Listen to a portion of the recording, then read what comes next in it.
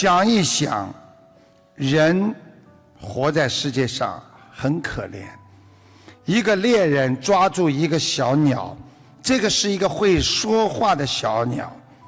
这个小鸟说：“你放了我，我会忠告你3条，就是给你3条忠告。”猎人说：“你先告诉我，我发誓放了你。”这个鸟说：“好啊，第一，做事不能后悔；第二，如果有人告诉你任何一件事，只要你认为它不可能，你就不要去相信它；第三，当你爬不上去的时候，你千万不要费力的去爬。”这个时候，猎人将鸟就放了。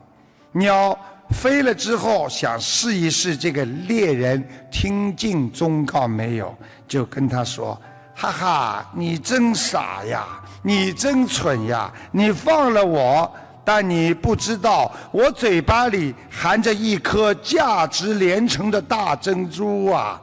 就是这颗珍珠让我变得这么聪明啊！”猎人一听气坏了，马上到树上想去捉这个鸟，爬也爬不上去，爬到一半就摔下来，而且摔断了腿。这时候鸟又说话了：“你把我的忠告都忘了，一旦做了，跟你说不要后悔。你放了我，你又后悔了。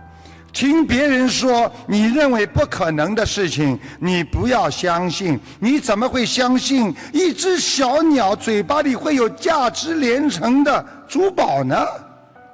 告诉你，叫你不要爬上来，不要爬，你不信，你硬要爬上来，看见了吗？